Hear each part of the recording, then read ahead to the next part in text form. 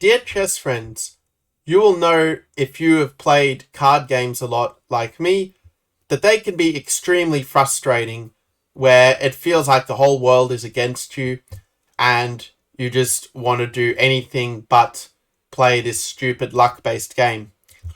And in such cases, I sometimes like to play chess against the bots on chess.com to remind myself that there is indeed some justice in this world. But on a more serious note, this game I played against the Anna Muzichuk bot on chess.com actually ended up being quite a brilliant game, which I've decided to share with you here so you can revel in some of my genius and more seriously just have a good time with it. By the way, do make sure to like the video and also subscribe for more like it. So in this game, I played one of my favorite anti-computer strategies in the move g3. And you might be wondering, well, what's the point of playing it in this way? Well, the idea is that we're going to be trying to get a pawn structure that often arises in the King's Indian defense, where specifically we want to set up a structure where we are able to play e4 and where the opponent replies with d4. And the idea of this anti-computer strategy is that these chess.com bots, which are not the strength of Stockfish, but still quite a decent level, they tend to make a lot of mistakes in these more close type of positions, where they're not going to see the coming attack against their king until it's too late, whereas we have a clear plan that we can follow and just build up the attack beyond the horizon or vision of the computer. And this game will actually show that plan kind of in action. If I was playing against a human, I would probably just go knight f3, castles, and try to hit in the center and just get a normal position. But against the bots, I like to play this move of knight to c3. And the idea of knight to c3 is basically to prepare the e4 break, trying to get a foothold in the center. There are some annoying moves they can play. For example, d4 is one move that is a little bit of a headache, just kicking the knight away with tempo and grabbing a lot of space. But fortunately for me, the bot decided to go bishop to b4. For those who don't know who Anna Muzichuk is, by the way, she's one of the highest rated female chess players, I think originally from Ukraine. But I think she also represented Slovenia for a long time as well, if I remember correctly. Anyway, I played the move bishop d2, just breaking the pin on the knight. And after castles, I continued with my usual plan of playing e4. And it turns out e4 is a little bit of a strategic mistake, in all fairness. But I played it because I knew that the bot would probably do something quite silly in the next moves. Basically, the first part of my anti-computer strategy is to try to get this pawn structure where black plays the move d4. And one thing that's kind of subtle but quite important about this structure is that after knight c2, which is the move I played, take, you generally want to keep this queen's bishop for the kingside attack. It's a very deep point, but basically, let's say if you do go for a pawn storm, and you end up with a structure where, let's say, you have pawns on f5 and g6, and I have pawns on f6 and h6. So that is with the king side being completely locked up. Often you need a bishop to h6 sacrifice in order to break through and continue the attack on the opponent's king. So the bad news is we don't have that available anymore. The good news is that the computer is dumb and has no idea what is going on from this position. Because if they did know what was going on, they would play the move c5 here. They would then play the move knight to c6. And the plan for black from here would basically be to play on the queen side. So you could see, for example, maybe the knight coming to d6 to prepare c4 and open up the queen side before my attack on the king side can get too dangerous. I would have still played f4 anyway, and I mean, it's still a position, but it's one where if you were playing this against a human, I think that black would have a pretty decent game and probably a bit of an advantage. Fortunately for me, my opponent played the move knight c6, which is a move that if you're playing against someone who has very little experience in these King's Indian style structures, well, they might just develop and not see what the fuss is, but it's actually quite a big mistake here because black is no longer able to play c5, c4 to attack on the queen side. And the king side is more white's domain. If you're wondering, by the way, why I played the move h3, it's because if you play f4 too early, especially when you don't have the dark squared bishop anymore. You're going to run in a knight g4, and you can't avoid the knight e3 monster knight coming in, and this is just horrible. You don't want to allow this, so by playing h3 first and then f4, we avoid that problem. Bishop e6 is probably not that great, but I half expected the computer to play this move, actually. The problem with bishop e6, by the way, is that, let's say black plays a move such as knight e8, just for argument's sake. Well, in this case, when you do end up playing a move like f5, you'll see that the bishop now is kicked back, and that after knight f3, white just has this very ready-made attack with g4, playing g5 and going for the attack down the g file. And we can see here that even without the dark squared bishop, that white's attack is just so much faster than anything that black would hope to muster on the other side of the board. And if black does try to lock it up with a move like g5, you can still open it up with h4 and still have a winning attack down that h file. So black's in the bad way, whatever he does here. So instead, black plays e takes f4, which is a move that computers very often play against me, where they just let me get this very strong center. In fact, I had so many traumatic experiences against Stockfish, where I would get some position like this, where I just feel, okay, this position has got to be really good for white. I've got this really strong center, and I can go for an attack on the opponent's king later in the game. But then Stockfish would play some kind of stupid genius idea, just completely refuting my play, and I would just be losing. And it was very tilting, if I'm being quite honest. So at this point, my computer opponent played knight to h5. And this is a point I think is actually worth putting in the comments below what move you would play in this position as white.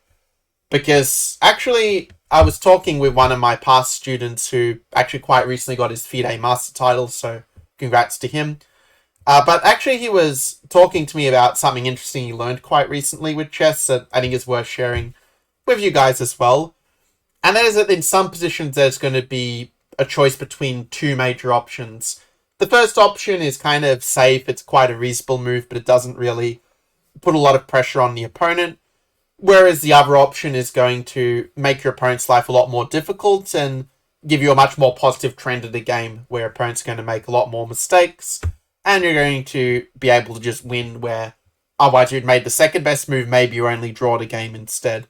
So a good example of a more critical type of decision like we have here. Anyway, I trust while I was telling that story that it gave you the time to, if not pause the video, at least to write what your thought would be of what you would play in this position. It's by actively engaging with these videos that you are going to improve the most beyond, just being entertained listening to my voice. So if you want to play a move like castles, that's the kind of move I normally played against Stockfish in the past in these sorts of structures. But here I thought that f5 is just a little bit annoying, where my pawn f4 gets fixed as a target, and okay, to be fair, white is still much better. I mean, if you play e5, you still have, all of the constructive ideas in this position. You can even play on the queen side, as it turns out, and sort of use the fact that, well, black really wishes he had the pawn on c5 to consolidate the d4 pawn, because then I think if you could jump the pawn over the knight, I think black would actually be doing quite well in this structure, due to white's lack of pawn breaks. But because the pawn is a bit isolated on d4, this is why this structure is now quite good for white. However, even though this is good for white, it's not winning by any means. And here I decided to be brave and say, you know what, I'm just going to hack this computer, screw its attempts to try to psych me out by saying, oh, I'm the all-seeing computer, you're not going to have the guts to go for the attack against me. I said, I'll show you, and I played the move f5 in this position, which is a pawn sacrifice here. Black can take the pawn, and that is indeed what she did. Sounds weird saying she when we're talking about a bot, but, it's based on a female player, so. After g takes f5, my idea now is I play the move queen h6, attacking the knight on h5. So if black does play knight f6, I can even actually play a move like e5, which I will admit did not occur to me at all during the game, but the idea is that if the knight were to move away from the attack, we've got knight g5, and either we give checkmate basically on f7, or they give up their queen, which is basically just as bad. So black plays f takes e4 here. And I don't take back automatically. To be fair, you could do it if you wanted to. It's still winning, but at this point I was going for the Brilliancy prize, and I played knight to g5 in this position, bringing the knight and queen, a very strong tag team, into the attack, threatening the mate on h7. Black can't just defend both the knight and the pawn with knight f6, because, yeah, you do that for one move, but after bishop takes c4, now the bishop joins in the attack.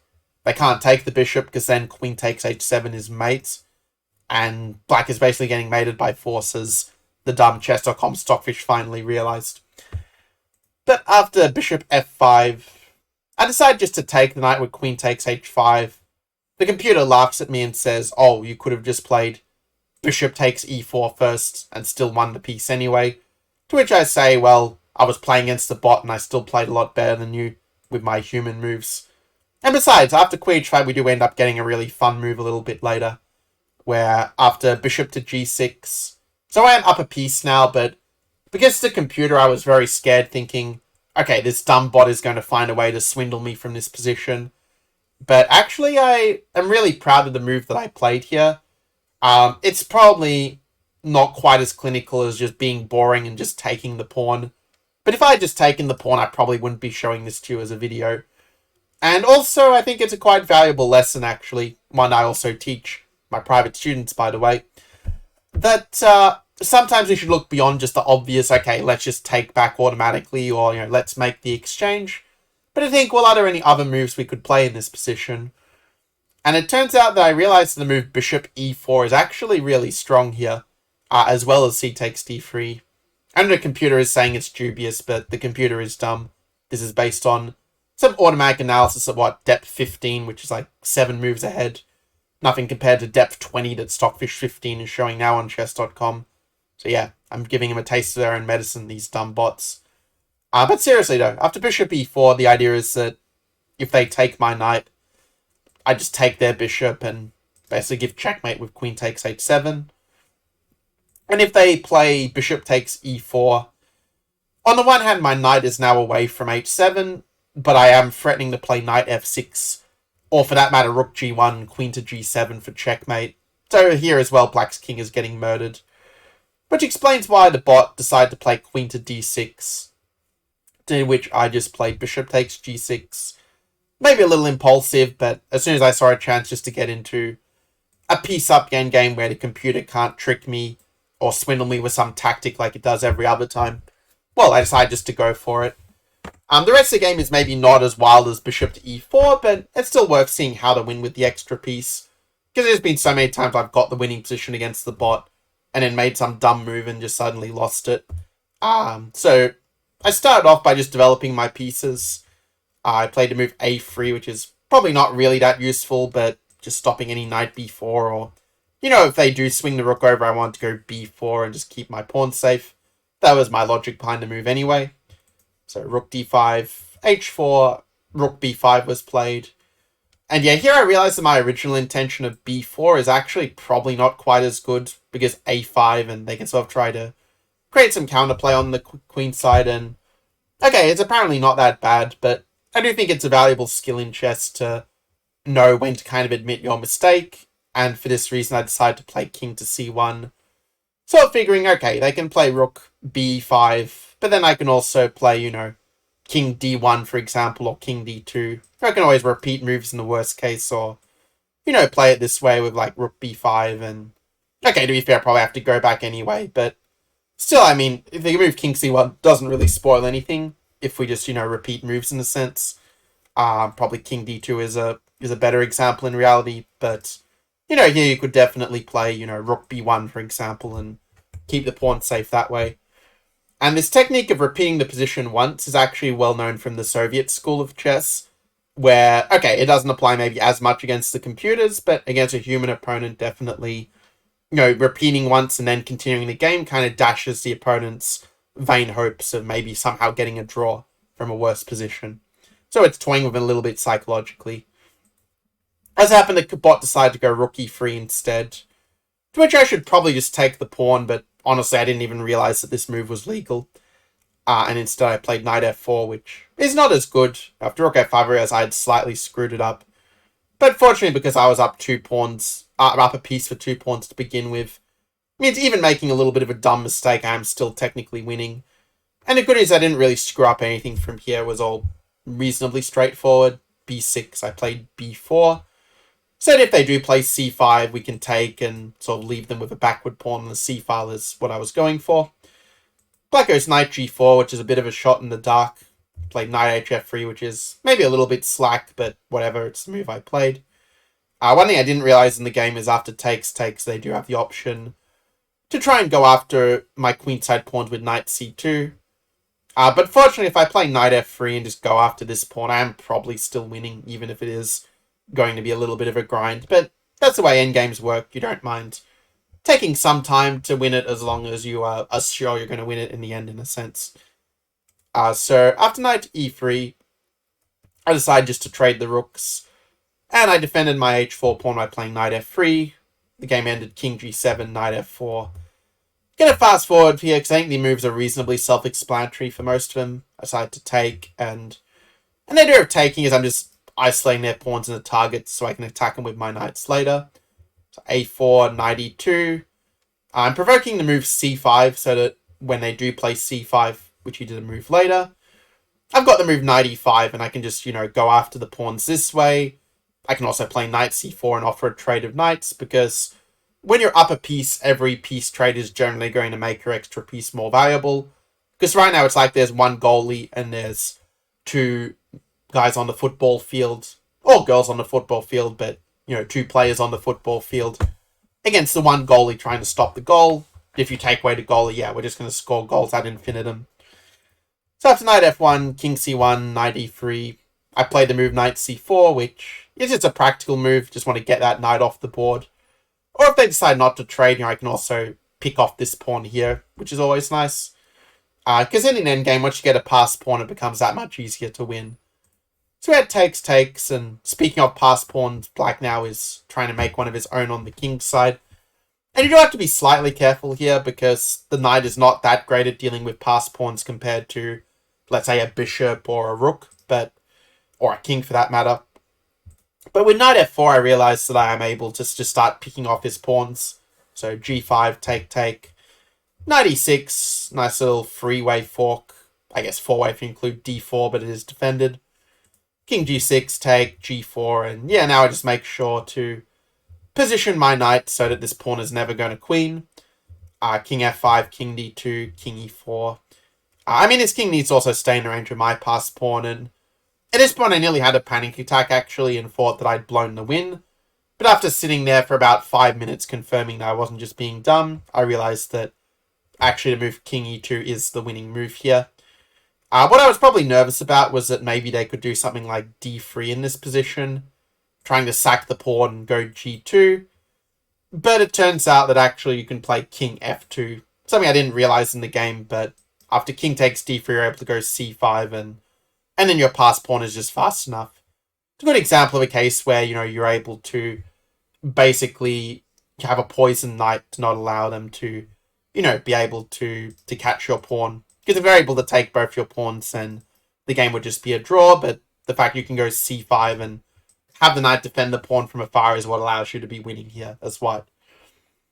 Instead, the game went king f4, king d3, and okay, I'm not going to spend a lot of time on this, just quickly show you the final moves up till the stupid bot forcing me to checkmate it.